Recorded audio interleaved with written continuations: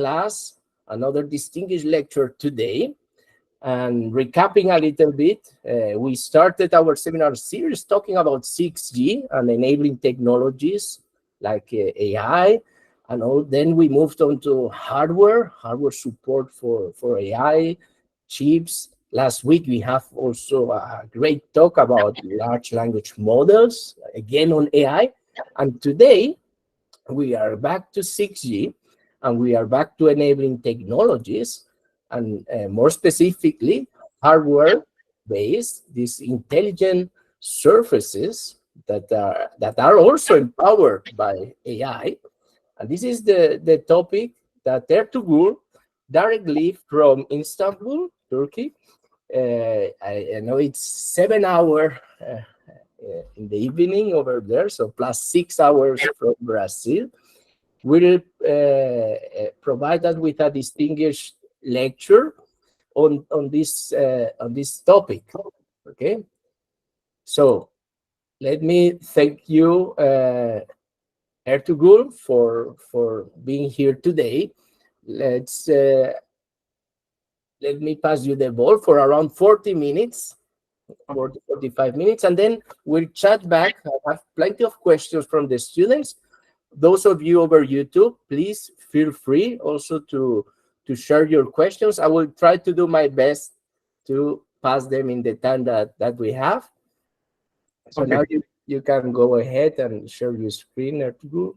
Okay, thank you, Christine, for the kind invitation and also for this introduction. So I'm Ertuğrul Başar from Koç University, Istanbul, Turkey. So let me present, share my screen. Okay. Okay, I hope you can see my screen. I cannot see the videos, but if the screen is visible, no problem. Okay. All fine. Okay, perfect. So yeah, today I will mostly talk about intelligent surfaces. Is a topic that we have been working on in the past couple of years. And also in the second part of my talk, I will briefly touch this noise-driven communication. What is it? We have been doing on some active research on this topic as well in the past couple of years. So I will try to briefly introduce our vision there. So I'm a professor and department chair in Koç University, the Department of Electrical and Electronics Engineering, and also I'm a distinguished lecturer of IEEE Communication Society and a fellow of IEEE, and also a member of Turkish Academy of Sciences. So just briefly about myself. So I received my PhD almost more than 10 years ago from Istanbul Technical University. During my PhD, I was in Princeton University for a year as a visiting student. Very recently, I've been promoted to full professor a couple of months ago. Also in the past, I was in visiting professor at Ruhr University, Bochum in summer of 2022. I mentioned about my memberships and so on, and we have been doing this active research on next generation wireless communication systems and standards. And since the COVID times, I was very lucky to give several invited talks, some of them online, some of them hybrid, some of them physical. So I think more than 50, around 60 maybe, presentations since the COVID times I have been giving, mostly on these intelligent surfaces, other kind of 6G enabling technologies and so on. So hopefully in the following 40-45 minutes, I will be able to present my research vision and particularly the topics that we have been focusing on very recently. So I'm sure that we have this audience familiar with this G's, so I will not start from ground zero. So we have this 5G at the moment. So maybe I'm not sure whether it's implemented in Brazil. In Turkey, it is still in the not direct operational. So still the government is trying to convince the operators to invest some money to implement 5G. But right now we've been working on 6G in the past couple of years, and I think we are only a couple of years away from the standardization of 6G, this connecting worlds, massive scale AI. So I've seen several invited presentations on AI technologies and so on. And we have seen this, possibly you might have seen these kind of science fiction like applications like truly immersive augmented reality, digital TVs, replicas, and so on. And as communication engineers, our task is to develop technologies to support this science fiction like new applications. And in this context, there have been several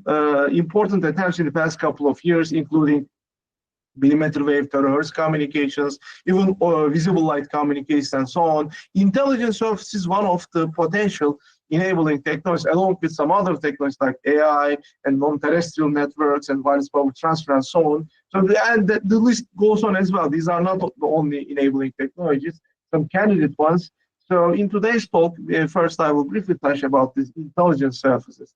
And last year, International Telecommunications Union published these two beautiful, illustrations to guide us what we should expect about 6G and beyond. Actually, this famous triangle is the 5G triangle that we know, and three services: enhanced mobile broadband, massive machine-type communications, and ultra-reliable low-latency communications. By 6G, this is the vision of ITU, International Telecommunications Union. IMT 2030 is the 6G name for ITU.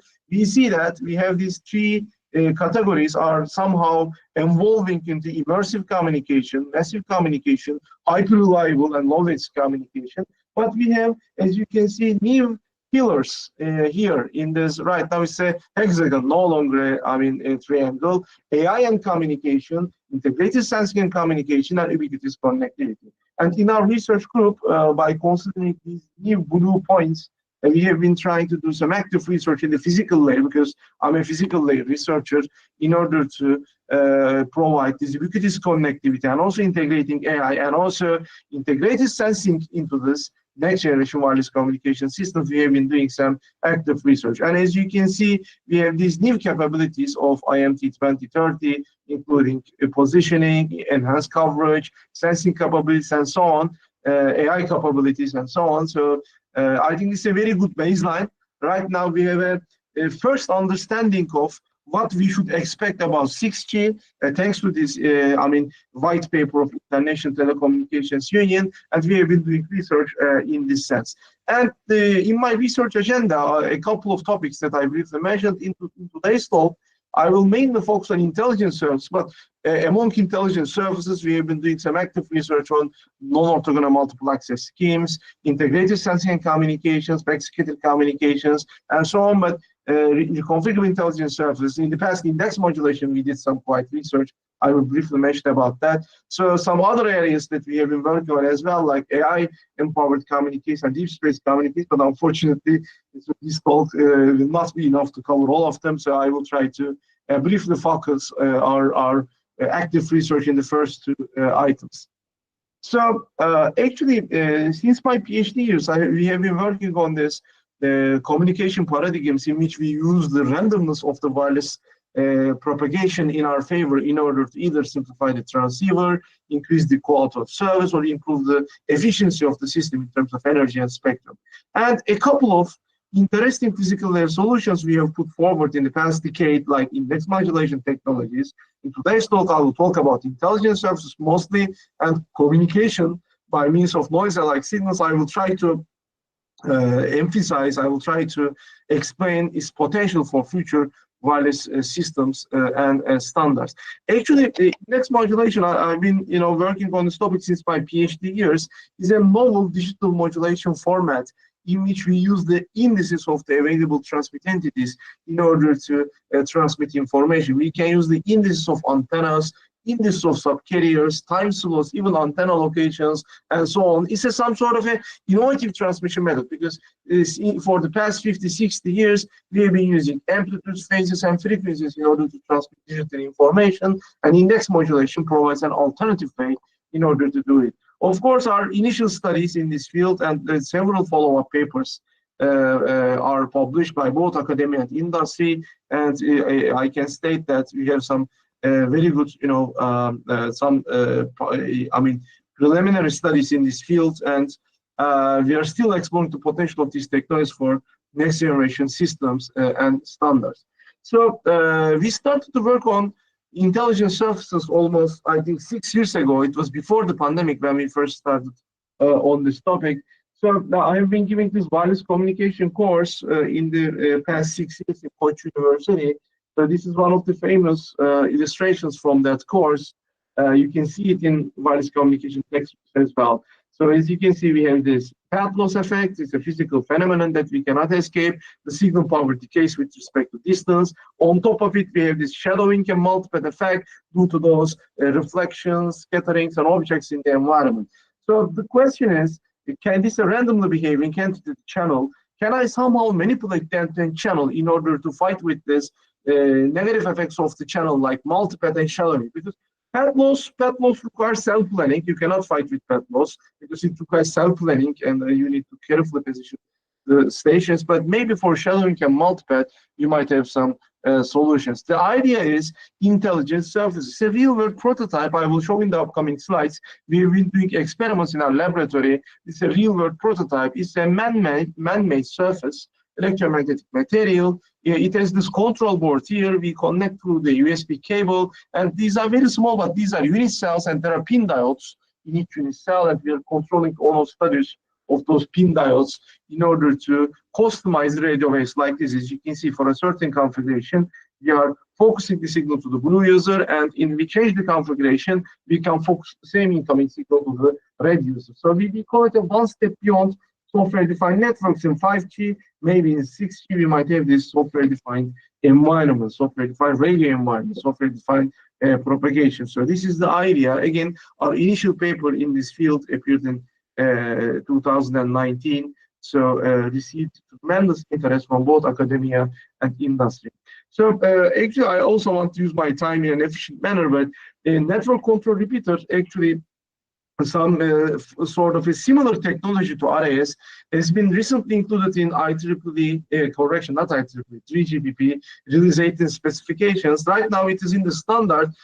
For intelligent services, we are still pushing, and also operators and vendors, we are trying to explain this advantage. Hopefully in the later releases, we might see intelligent services in the standard as well, along with network control repeater. Network control repeater, NCR, is actually an inbound RF repeater, but it is controlled by the network, so transparent to the user equipment. And as you can see, it can provide some, advanced coverage and increase the quality of service of the user equipment. So particularly in the shadow regions. Of course, it is a more costly, a more power-hungry device. So intelligent service might provide maybe more simpler solutions compared to network control repeaters. And if we look into the history of intelligent surfaces, so it is not new actually, because since the beginning of this century, we have seen some developments like metafilms, like intelligent falls, like tunable meta surfaces like this from early years, some early prototypes.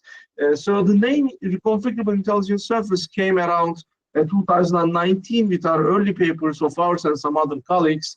So then afterwards, due to this tremendous interest from academia and industry with this new name and also this new prototypes and new field trials and so on, there have been some tremendous interest and developments in the past 5 years, I can say.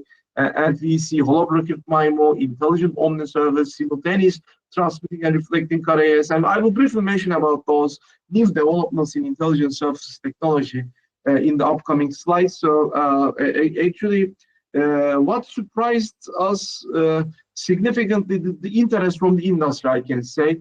So it has been one of the technologies in which the industrial partners has also contributed significantly. And right now I have been also running some projects and collaborations with operators and vendors here in Turkey and also in Europe. And we are trying to understand how we can integrate this intelligent service into next generation wireless communications and standards. Actually, this is an interesting saying from a famous information theorist. A channel is a part of the communication system that one is unwilling or unable to change. So we want to challenge this status quo, so in intelligent surfaces, because the idea is to manipulate the end-to-end channel.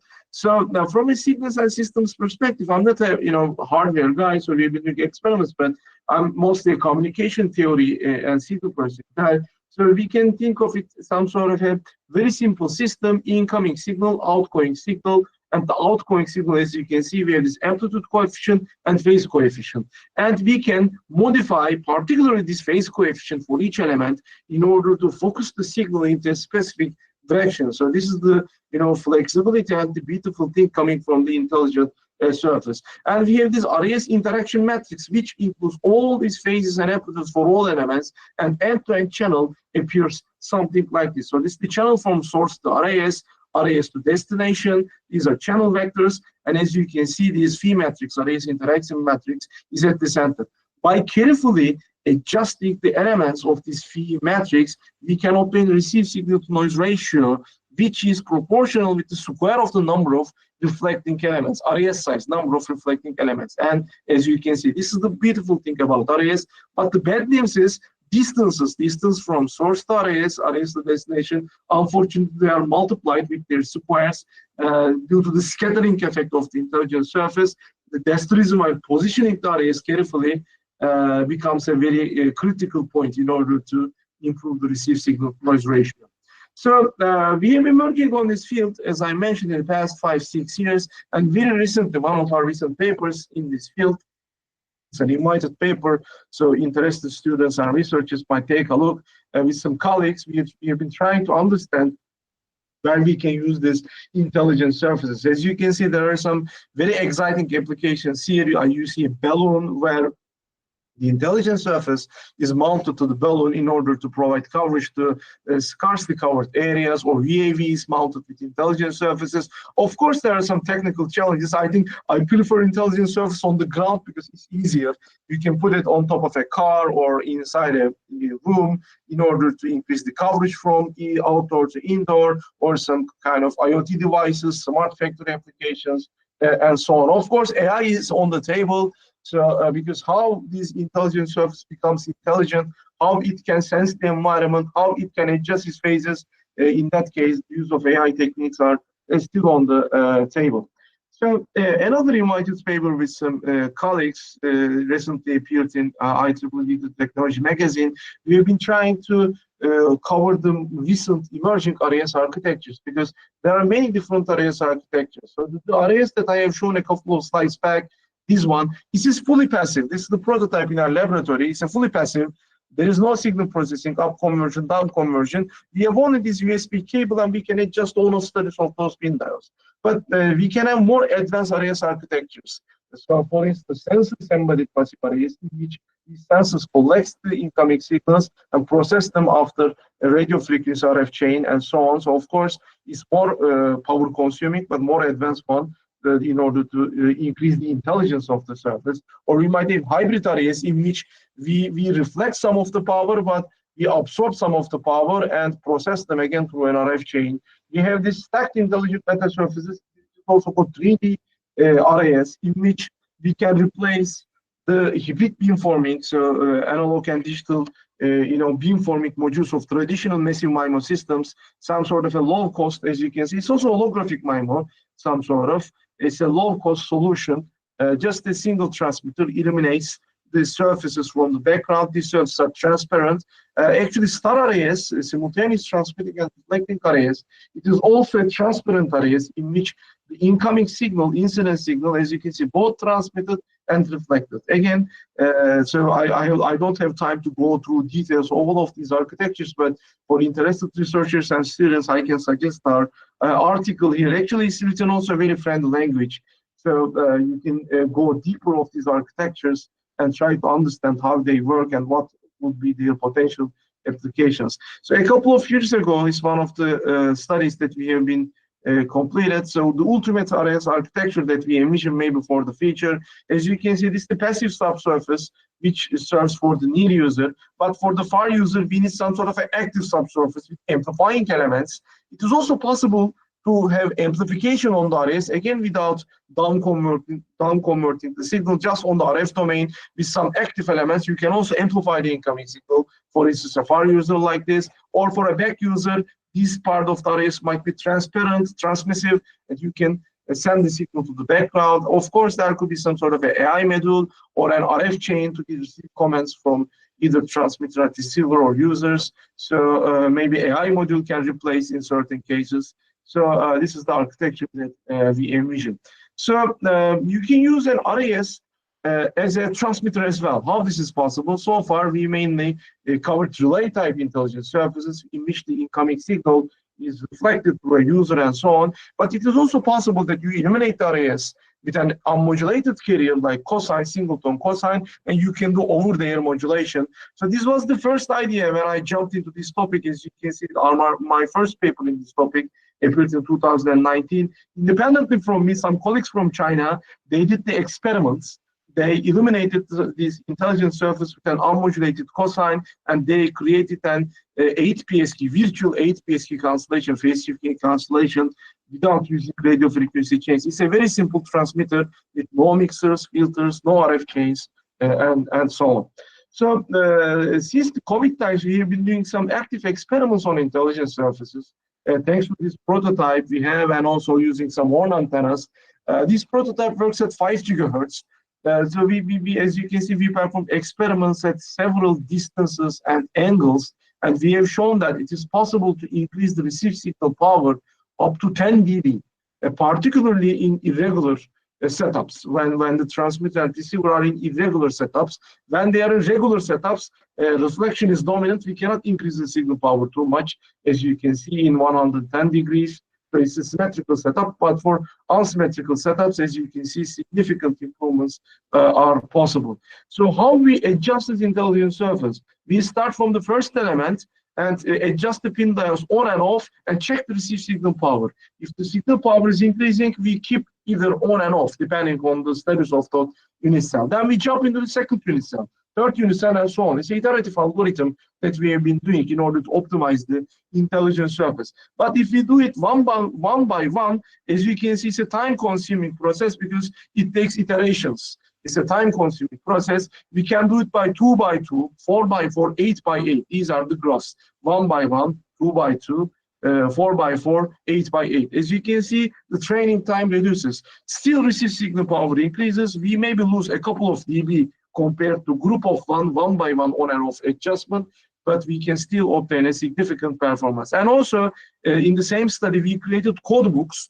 We created code books for certain angles, and then without running this iterative algorithm, we just selected the code books. For instance, for the 6 reference points, we optimize the intelligent surface offline. Then we use those code words, those optimized configurations, when there are users somewhere in between. These are like the closest location. As you can see, still, compared to iterative algorithm, we can approach its performance and still obtain a significant improvement compared to the case where the RIS is off.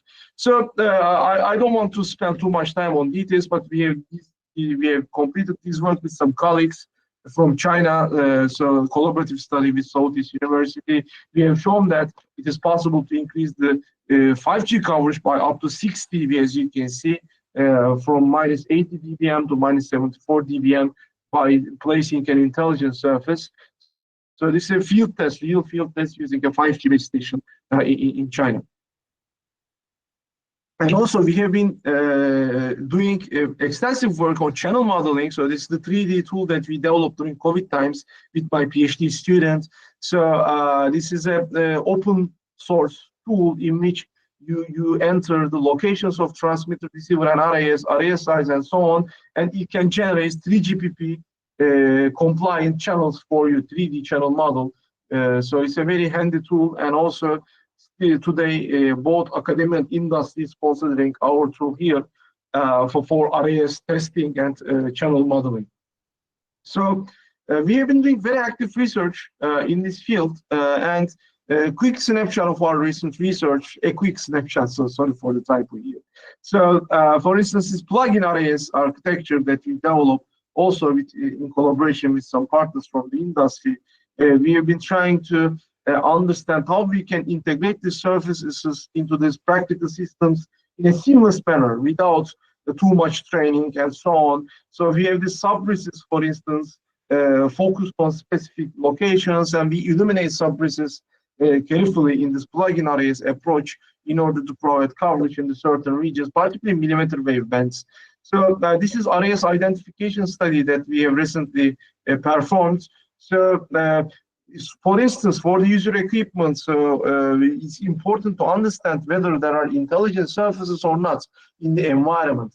So this UE, using some sort of a special signaling protocol that we develop, tries to understand whether there are intelligent surfaces. For instance, these green ones are intelligent surfaces, which are in the coverage zone of the user equipment. But for instance, the red ones are blocked, so no signal reflecting back from that. And these gray ones are out of range for the user equipment. So we're trying to understand this using some reflection patterns specific to intelligent surfaces, similar to base station identification in 4G base stations. Now, this is interesting, spider RIS. So we get inspiration from moving antennas. It's also a topic right now for 6G, fluid antennas, moving antennas. So it's moving RIS that we mounted on, for instance, the ceiling, and so it moves according to the user locations and so on. A little bit science fiction, but this is one of the recent studies that we have been done, spider RIS. And also, we have been doing research on integrated sensing and communication with star RIS, simultaneous transmit reflecting arrays. As you can see, we have user, target, another user, target, in both sides of the RIS, and we're trying to understand whether we can both support users and also sense the targets simultaneously by using an intelligent surface. Again, we have been doing also some collaboration with some partners, both in various countries. For instance, this is interesting. We have this huge earthquake last year in Turkey. So we have been trying to understand whether we can use intelligent surfaces also with these high altitude platforms like satellites, UAVs, and so on, in order to provide fast network recovery from large-scale disasters. And we're trying to understand whether we can use intelligent surfaces. Here, again, we are targeting integrated sensing and communication using an UAV. So we are again trying to, as you can see, both mobile user and sensing target. So we are trying to, as I mentioned, integrated sensing and communication is one of the candidates, not candidates, one of the enabling technologies of 6G. So we have been doing research in that sense. So again, one of the recent studies we have done with my master's student. So we have been trying to integrate intelligent surface with symbiotic radio, in which there is a primary transmitter, primary receiver. They are communicating, but there is also energy harvester. And this in symbiotic radio manner, we have been exploiting RIS in order to both support the primary transmitter receiver and also try to support this energy harvester in order to improve its energy harvesting efficiency. So we have seen this rich interest from industrial partners in the past couple of years. For instance, our prototype is from the Greener Wave company, but there are some other prototypes as well, like MetaWave, like ZTE, have been producing this one. This is the Entity Docomo's prototype. I have recently seen, just a couple of days ago, another company, TeamTech, they have produced this intelligent surface, and I think they are right now on the market. So we've been seeing this.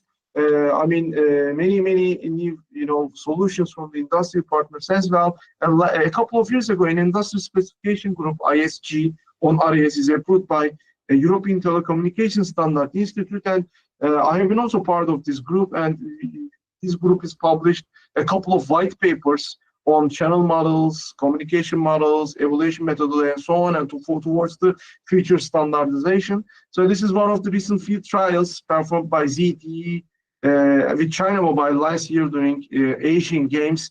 I think this is without RIS, with RIS. As you can see in both uplink rates and downlink rates, significant improvement in first receive signal power and also data rates. Reported by the, as you can see, 20 dB improvement reported, which is very, very significant, I can say. So I hope I provided this general outline on intelligent surfaces. I can talk maybe several hours on intelligent surfaces. I just tried to, summarize in the 25, 30 minutes. So in the last part of my talk, I want to briefly touch a new technology that we have been working on, noise-driven communication. So what is noise? Noise is our enemy. We want to suppress it, eliminate it, ignore it, so because it degrades our quality of service, it degrades our communication quality, and so on. But the question is, what if there is gold in that garbage?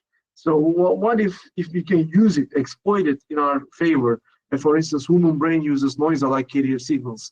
So we identified three main goals. The first one is low zero power communication.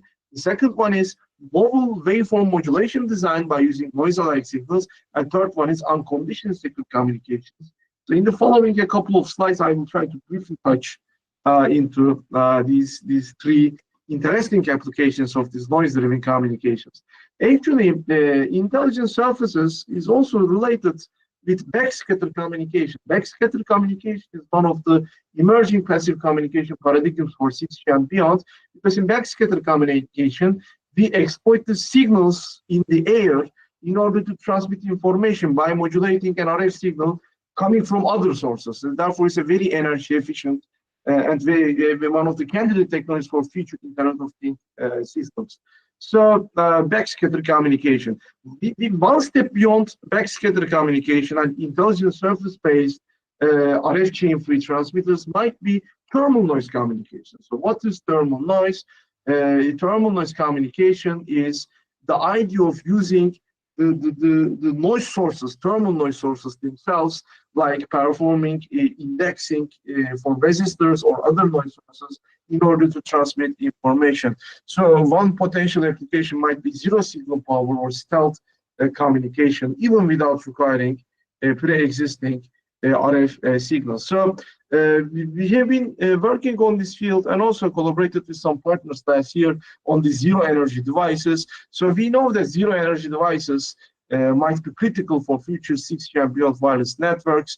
So we see Industry 4.0, smart healthcare, smart infrastructure, and so on, which might be potential applications of zero energy devices. And one of the key enabling technologies that we define for zero energy devices, like backscatter communications, intelligent surfaces, energy harvesting, like tiny machine learning, and thermal noise communication, we also put it here as some sort of a zero signal power transmission technique. So, for instance, this is the initial idea appeared last year in our paper in IEEE Transactions and Communications. The idea is whether we can index resistors, for instance, for bit 0, low resistance, bit 1, high resistance. So this is the most simple scheme, not the optimized one. Possibly a better scheme might be for bit 0, you transmit nothing, short circuit or open circuit. For bit 1, you connect into a, let's say, hot resistor in order to obtain the noise source. Of course, this noise is very, very weak. The signal maybe can travel only a couple of meters, and you need a dedicated receiver with amplifiers in order to sense the signal. But the idea is no RF signal generation, no up conversion, no mixing, and potentially suitable for low range, low rate, line of sight dominated IoT applications. So also in the literature, I have seen some prototypes, and the researchers show that it is possible to transmit, let's say, 10 bits per second in a couple of meters by just indexing noise sources. So we recently improved this concept, modified this concept, and concept of noise modulation we put forward. We have a number of the first studies in this field. Right now we are generating artificial noise waveforms. These are not thermal noise, artificial noise waveforms. What is our motivation here? Simple non-coherent detection. For instance, we developed a waveform like this. This is the most simple waveform, low variance, high variance. We generate these Gaussian waveforms. So we expect that it might be more resistant into frequency offsets and so on. For instance, a second waveform, for bit 0, first half low variance, second half half variance, half variance, low variance, the reverse for bit 1. So maybe a waveform like this might be useful for non-coherent detection without channel state information. The receiver can easily distinguish bit 0 and bit 1 by comparing the first half and second half. So, and also time diverse reception, we distributed the waveforms into different time samples, and if the channel is changing faster, maybe we can obtain time diverse and so on. And even very recently, we are exploiting the fact that noise plus noise is another noise. We are talking about Gaussian noise. So we can maybe exploit this property in order to design interference-free, successful interference cancellation-free multiplexer schemes for future wireless systems, and particularly IoT applications. So this is our motivation. So a couple of months ago, we did this practical test, a very simple test. So as you can see, we generate low variance, high variance Gaussian waveforms using the Adam Pluto software from radio here and transmitting them, and in the spectrogram from this Rorschach signal analyzer. So this is low variance, high variance, low variance, high variance. So we can see the change of color, so the receiver can easily distinguish this low and high variance waveform. So I think it might provide a very simple detection architecture for the receiver. As you can see, by even looking, as you can see also here, by just looking with your eye, you can distinguish different bit levels, so very easily. So I mentioned about these two advantages, low zero power communications and noise-alike waveforms. And the third application is secure communications, because secure communications is also very critical and important and is as old as the writing itself. You see some notable examples here, like Sky Tales of Spartans, in which the message is written on the wooden bar, and you take the message, then your enemy cannot read it without, again, using those wooden bar and so on. The Caesar cipher, the Foley alphabetic ciphers, and the famous Enigma machine from the past couple of past century, not a couple of years, of course, from the World War II. So, but according to, information theory, according to Shannon, so in order to have a truly unbreakable cipher, you need to have a key. The key should be as long as the message itself, and the key should be perfectly known by two partners, Alice and Bob. So if you can ensure this communication using one-time pad, the random cipher, so you can ensure truly unbreakable communication. Now the key question comes: how can you distribute and share keys between two distant parties? Therefore, key distribution is one of the oldest and most important problems of secure communication. So I will not go through the details, but quantum key distribution, possibly you might have heard, it can provide unconditional security for key distribution. So we can ask game over for code breakers after 2,000 years using quantum key distribution systems. Of course, it's a highly fragile system, very expensive system. So it uses quantum mechanics rules using photons, polarizations, and bases, and so on. So is there an alternative to quantum key distribution? So this is the question. Is there an alternative? So the answer is noise-driven communication, maybe. Maybe we can use Gaussian noise or thermal noise, either inherently generated or externally generated noise properties in order to create unconditionally secure case. The answer is yes. The scheme is Kirchhoff-Johnson noise-based scheme, as shown at the top, in which Alice and Bob creates a Kirchhoff loop. Here, it's a loop actually with a wire, and connect their resistors or some noise sources, external noise sources. It might be possible as well. As you can see, when both Alice and Bob connect their low noise sources, you obtain low 0, and low variance Gaussian waveform on the line. When they both connect high variance, high resistor, we obtain 1, it corresponds to the case of 1, and we obtain this high fluctuation on the line. But when one user is low, the other user is high, and vice versa, this corresponds to the case of 10 and 01. So this is the confusing case for a hidden eavesdropper. A hidden eavesdropper under practical conditions cannot distinguish 10 from 01. So we are using noise properties, Kirchhoff law, Johnson law.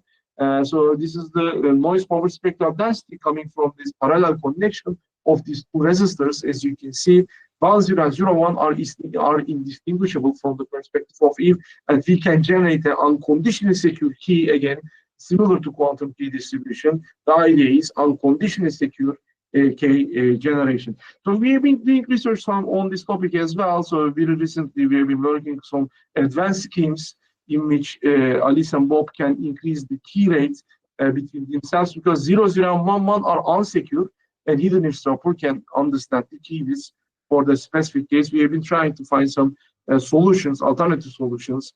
In that case, a flip key agent is one of the schemes that we develop. Hopefully, it will be available in the archive very soon. So, in our recent paper in Weiling Engineering Reports, we are comparing these two key distribution schemes, quantum key distribution and Kirchhoff law, Johnson noise, in terms of key rate, range, complexity, cost, and so on. Actually, it's a real-world quantum key distribution system. It requires a fiber optical connection, and I think it's highly costly, more than $100,000 if you want to build a scheme like this. But a scheme like this, you can maybe build this for $100, maybe $200 maximum, if you use external noise generators and other kind of electronic equipment. It's a very low cost compared to quantum key distribution system, very low complexity. Maybe range is not as high because this system can generate keys in 100 kilometers or even more, but for a Kirchhoff law, you cannot go that distances due to the limitations of Kirchhoff law. So in short range distances with short low rates, it's possible maybe you can employ these noise-based systems in shorter distances, like inside data centers, inside computers, in order to create keys. But for longer distances, we need quantum key distribution systems. So actually, I think I talked a little bit about this security as well. So we have been doing active research on this physical layer security concept. So physical layer security is actually something that we ignored so far. So I attended this 6G conference a couple of days ago. It was one of the hot topics there as well. Maybe for 6G and beyond, it might have some significant potential, because crypto-based security that we know from the earlier years in all wired and wireless standards. So it is not possible to put a crypto-based security into an IoT device, a better operated, low-cost device, because a crypto-based system consumes power, increases delay, so and it's not scalable. So that's the reason why maybe physical layer security might be a solution for, without requiring key management and distribution, and suitable for lightweight security approaches for IoT and so on. Of course, less time consuming, because crypto-based systems rely on complex algorithms and they're time consuming and so on. In the past couple of years, actually, we have been doing some active research by using intelligent surfaces in order to improve the physical layer security as well. It is also possible that we can use intelligent surfaces in order to generate keys through the wireless channel, or in order to degrade the signal quality of a hidden eavesdropper. So it is also possible. So popular physical layer security approaches like artificial noise injection. It is also some sort of noise generation, which makes it very interesting to us. Right now we are working on this topic. Jamming modulation, in which you are taking the jamming signal over the air and you are trying to embed your message on top of it. And also physical layer key generation is a very alternative method. So we are using the inherent randomness of the wireless propagation channel in order to generate keys in the physical layer. Of course, it is challenging. It's not easy, because in real life there are channel estimation errors, other kind of errors and imperfections. So everything works very well on paper, but when we go to practice, there might be some solutions. And AI-based solutions, again, the integration of AI technologies by intelligent surfaces is one of the hot topics that we have been working very recently, and also physical layer security and advanced waveforms and multi-antenna systems as well. And even more recently, we have been trying to understand the semantic communication concepts. Maybe we can integrate them with some other candidate technologies like intelligent surfaces and so on as well. So this is a practical world, real world. We have been using the RIS prototype that I showed a couple of slides back during the start of my presentation. We are using again, AI models here in order to sense the spectrum and in order to distinguish 4G and 5G signals using an intelligent surface. The intelligent surface is helping us, RIS off, RIS on, in producing, in order to increase the precision detection accuracy of 4G and 5G signals from spectrogram images. Actually, we use these image classifiers, the famous deep learning-based object detectors, image classifiers, in order to distinguish them. And also another recent study of ours, we have been using AI techniques, supervised learning, with RIS-aided non-orthogonal multiple access systems. We are partitioning the intelligent surface and we are providing coverage to multiple users simultaneously. So it's maybe science fiction, but another recent study of ours, we have been trying to use intelligent surface on the Mars environment. We obtained these real world, not real, but real Mars maps, and did some simulations in wireless inside software in order to understand the signal coverage. I think this is one of the famous craters in Mars. I think Jezero crater, it should be this one. So we have been using an intelligent surface, and we have been trying to understand whether an intelligent surface can improve the signal level. So I'm concluding my talk. So hopefully we might have some time for a Q&A session. So I think it's a perfect time to do research on 6G. And I think in the physical layer, we have been conservative in 5G in terms of physical layer technologies.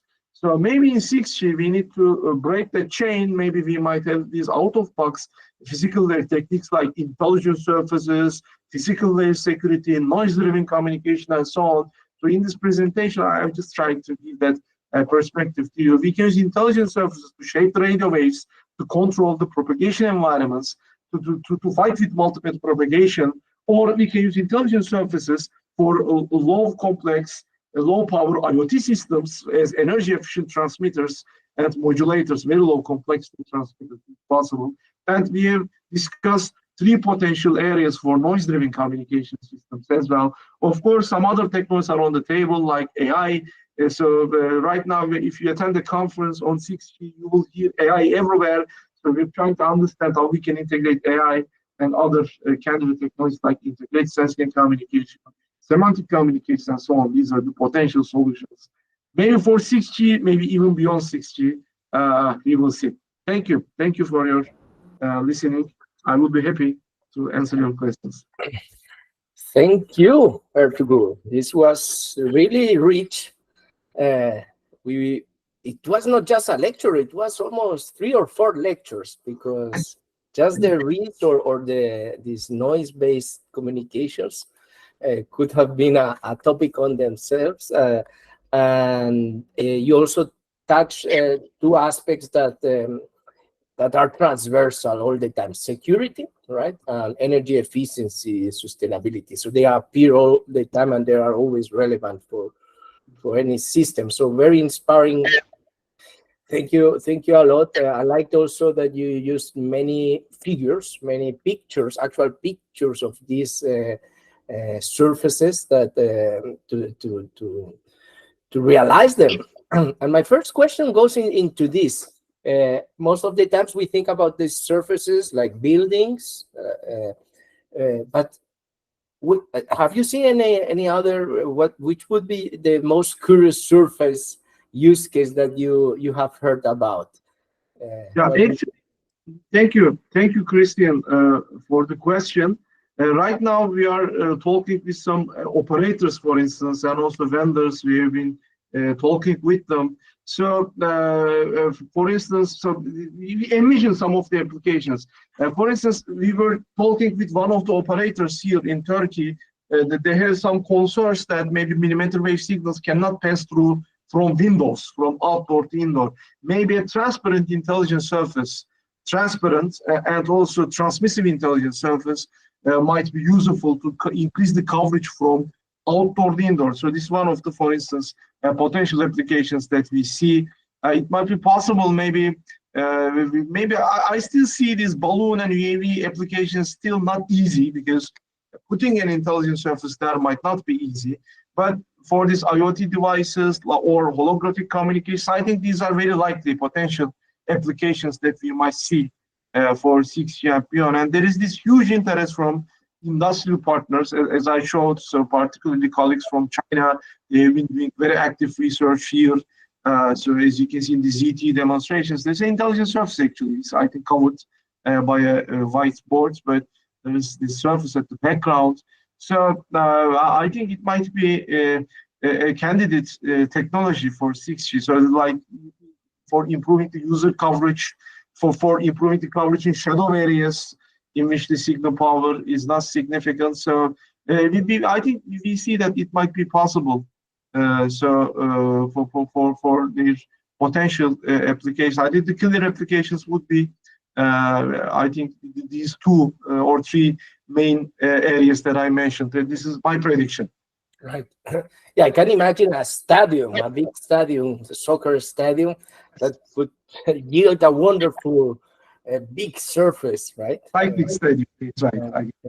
Yes. And I was digging here through the questions of our students. They have done their homework, so I'm very happy with the class. So the one of the questions here for in-house type of deployments, you have mostly talked about mobile operator-based systems where there is well-controlled frequency bands, is there potential also for these unlicensed frequencies like Wi-Fi to exploit this, or this is nonsense or will not pay off? How would you relate Wi-Fi evolution and RIS? This is one Thank you. question from the student. Okay. Thank you. Thank you, Kristen, for the question. Actually, for Wi-Fi, of course, it can work because I think this prototype, I think in 3.5 gigahertz. Our prototype is in 5 gigahertz. I've seen some other prototypes at 2.4 gigahertz. It is possible. You can use it for a Wi-Fi system as well. The problem is, at the moment, we don't have a standard. So, you know, for Wi-Fi, IEEE 802.11 family defines the standards. For cellular, 3GPP defines the standard. So since right now RIS is not in the standard, we don't know how it can be, I mean, used in real world systems like Wi-Fi or cellular and so on. So maybe it could be either transparent to the user or not. So right now we don't know because it's not in the standard, but it can perfectly work for a Wi-Fi environment as well. So even I can build my own prototype. For instance, in my room, right now in this my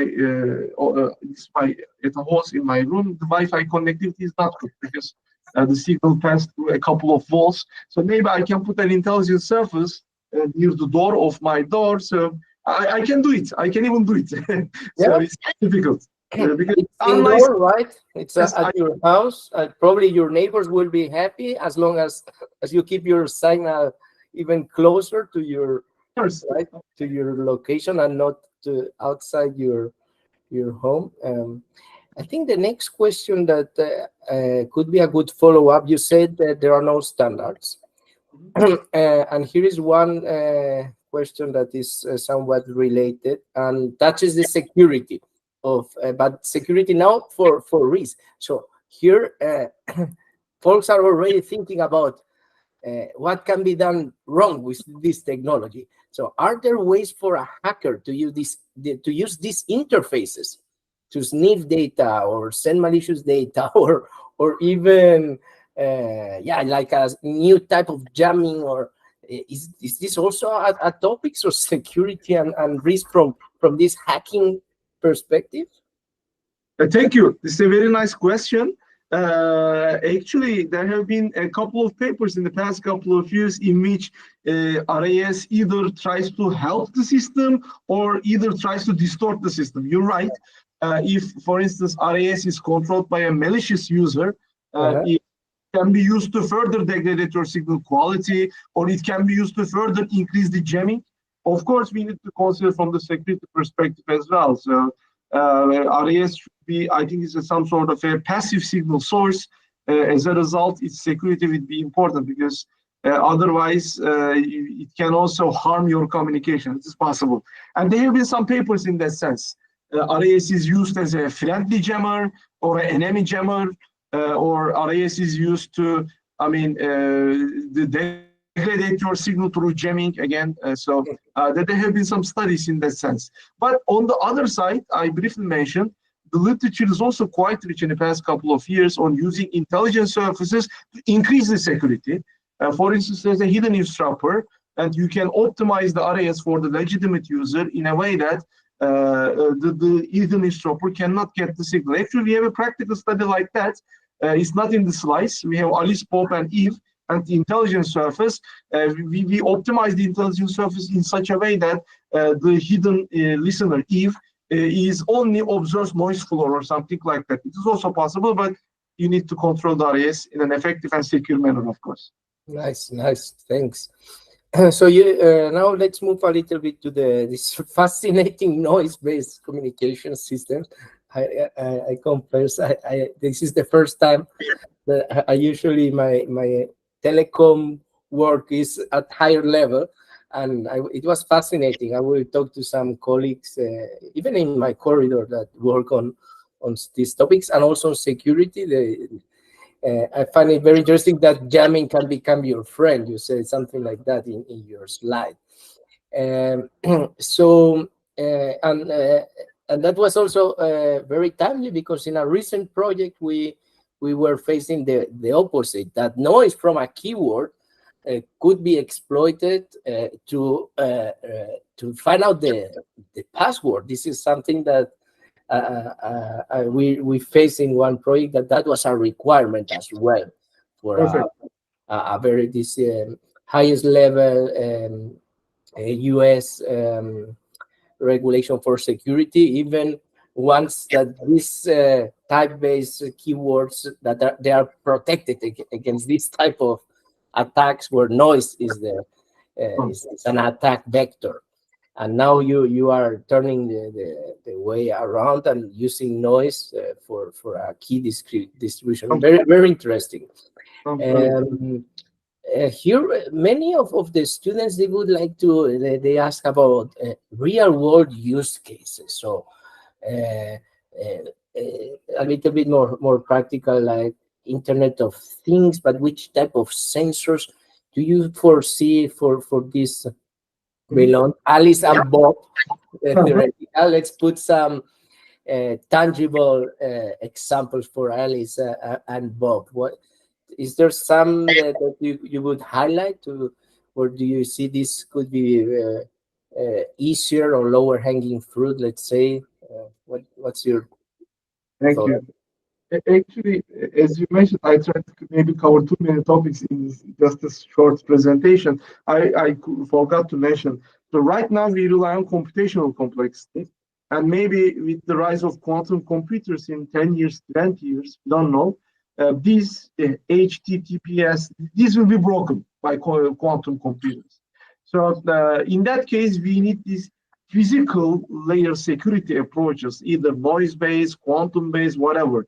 In that case, we need to create keys either from the noise, either from the wireless channel, or we need to create a fiber optical connection, create quantum keys. So if you ask me the physical, application of it, yes.